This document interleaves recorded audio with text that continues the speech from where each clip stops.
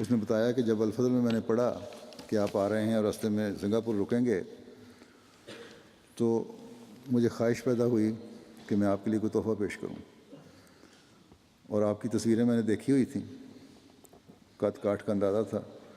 میں نے آپ کے لیے 2 جوڑے سیے ہیں کپڑوں کے، اور ایک گچکن اور ایک پگڑی تیار کی ہے، اور میں ڈرتی ہوں یہی کچھ پیش کر سکتا ہوں، اسے قبول کریں آپ۔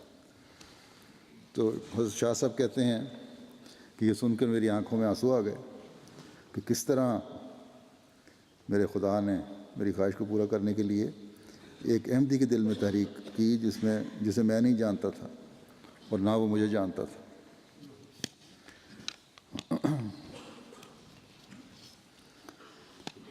تو فرماتے ہیں، مبلغین کو نصیحت کرتے ہوئے فرماتے ہیں، مربیان کو، کہ اگر مبلغ صرف آستانہ الہی پر جھکا رہے اور کسی کے سامنے دست سوال دراز نہ کرے تو اللہ تعالیٰ غیب سے اس کے لیے سامان مہیا کر دیتا ہے۔ اور یہ اللہ تعالیٰ واقفین زندگی سے، صرف مبلغین نہیں، ہر واقفی زندگی سے سلوک کرتا ہے۔ اللہ تعالیٰ کے فضل سے میدان عمل میں آج بھی نظارے دیکھتے ہیں۔ پھر مولانا غلام احمد فاروق کے بارے میں ان کے ایک بیٹے نے لکھا کہ ہمارے جماعت کی طرف سے یہ بھی بڑا عرصہ باہر رہے ہیں مبلغ، جو واپس آئے تو حیدرآباد میں ان کی تعیناتی ہوئی، وہاں جماعت کی طرف سے ایک چھوٹا سا مکان مل گیا، اور اس کی بھی کافی خستہ حالت تھی، اور کیونکہ لمبا عرصہ باہر رہے تھے اس لیے ہم اسی بات پہ خوش تھے کہ ہمارے والد ہمارے ساتھ تو رہیں گے اب۔ لیکن مکان کی حالت کو دیکھ کر ایک دن ان کے چھوٹے بھائی نے حضرت مولانا غلام احمد فاروق کو اپنی سمجھ کے مطابق کہہ دیا کہ ابا جان کہ درخواست کریں جماعت کو کہ مکان کی مرمت کروا دیں۔ تو حضرت مولانا فاروق صاحب تو اپنے وقف کو نبھانا جانتے تھے، صرف ان کو تو ان چیزوں سے کوئی غرض نہیں تھی۔ انہوں نے بڑی محبت سے سارے بہن بھائیوں کو پاس بٹھایا اور بڑی طریقے سے، بڑی حکمت سے، بڑی دانائی سے واقفین زندگی کے گزر اوقات میں سادگی اور بود و باش میں عاجزی اور انکساری کو پیش کیا۔ انہوں نے یہ فرمایا کہ ہر خواہش کو دبانا اور ہر مطالبے سے اجتناب برتنا بھی وقف زندگی کا نصب العین ہے، اور میری دلی تمنا ہے کہ تم سب میرا سہارا بنو۔ بچوں کو یہ نصیحت کی، قدم پر زندگی کی تلخیوں کو قبول کر کے اللہ تعالیٰ کو خوش کرو۔ پھر ایک دفعہ انہوں نے مولانا غلام احمد فاروق صاحب نے کے بیٹے ہی کہتے ہیں کہ ایک دفعہ ہمارے پاس آئے، فوج میں میجر تھے، ریٹائر ہوئے تھے، اس وقت فوج میں تھے، تو ہماری خواہش تھی بچوں کی، بچے اچھی جگہوں پہ کاموں پہ لگے ہوئے تھے کہ ہم کچھ خدمت کریں اور آپ ریٹائرمنٹ لے لیں۔ تو ہم نے اپنے والد کے سامنے اس خواہش کا اظہار کیا، تو انہوں نے کہا تو میں کل جواب دوں گا، اور ہم سب اس جواب سے بڑے خوش ہوئے اور اطمینان ہوا کہ شاید کل جواب مان جائیں گے، یہی جواب ہوگا مثبت میں، اچھا ٹھیک ہے کہ میں اب تم لوگوں کے پاس آ جاتا ہوں۔ لیکن کہتے ہیں ہماری خوشی بھی عارضی ثابت ہوئی۔ آپ نے ہمیں اپنے پاس بٹھایا اور فرمایا کہ میں ایک انتہائی عاجز انسان ہوں، جو تم لوگوں نے بات کل مجھے کہی تھی اس نے میرے قلب و ذہن کو جھنجھوڑ کے رکھ دیا ہے۔ خدا کے لیے دوبارہ مجھے یہ بات کبھی نہ کہنا۔ میں نے اپنے اللہ سے حلفاً یہ عہد کیا ہوا ہے کہ وقف زندگی کا ہر سانس بحیثیت وقف زندگی بسر کروں گا، یہاں تک کہ اے اللہ مجھے اس دنیا سے واپس بلا لے۔ ڈرتا ہوں کہ تمہاری ان باتوں سے میرے تجدید عہد میں لغزش نہ کھا جاؤں، اس لیے دوبارہ تم لوگوں سے کہتا ہوں کہ آج کے بعد مجھ سے کبھی اس طرح نہ کہنا۔ اور یہ کہہ کر آپ کھڑے ہو گئے اور کہا ہمیشہ دعا کرتے رہنا کہ میں اللہ تعالیٰ کے حضور کیے ہوئے اپنے عہد پر پورا اتروں۔ بس یہ لوگ تھے جنہوں نے وقف زندگی کا اور قناعت کا حق ادا کیا۔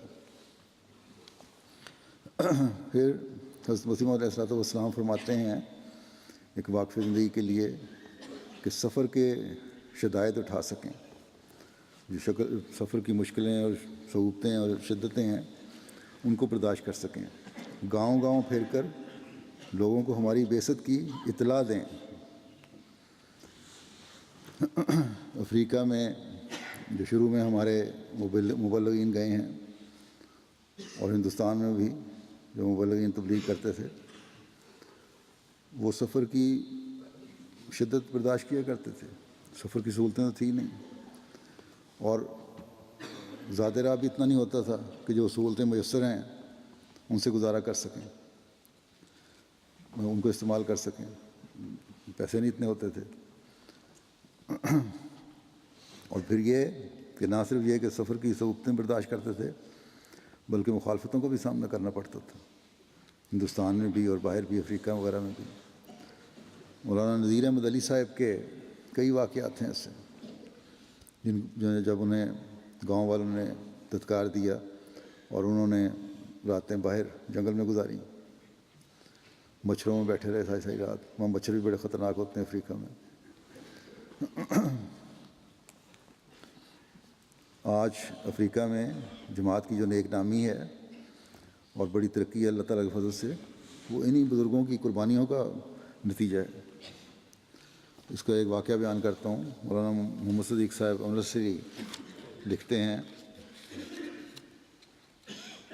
کہ وہ خود بھی ایک دفعہ ساتھ تھے جب گئے ہیں مولوی نذیر احمد علی صاحب کے ساتھ، کہ جنگ عظیم دوم کے دوران 1940 میں ایک دفعہ ایک روز حضرت مولانا نذیر احمد علی صاحب اور خاکسار مولوی صدیق صاحب نے سیرا لیون کے کاسری نامے ایک تجارتی قصبے میں تبلیغ کے لیے پروگرام بنایا۔ وہ فری ٹاؤن سے 40 میل کی دور تھا اور ایک دریا کے ذریعے سے، دریا کے دوسرے کنارے پر تھا، اور دریا کے کشتی کے ذریعے وہاں جانا پڑتا تھا۔ حضرت مولانا نذیر احمد علی صاحب پہلے بھی وہاں اسلام کا پیغام پہنچا چکے تھے، اور اس کی وجہ سے مخالفت بڑھ گئی تھی تبلیغ کی وجہ سے۔ یہ دوسرا دورہ تھا کہتے ہیں ہمارا، اور اکثر وہاں کے لوگ فلانی قبیلے کے ہیں جنہیں اپنے اسلام پر بڑا ناز ہے کہ ہم مسلمان ہیں اور صحیح مسلمان ہیں، اپنا تعلق عرب لوگوں سے ظاہر کرتے ہیں نسل سے۔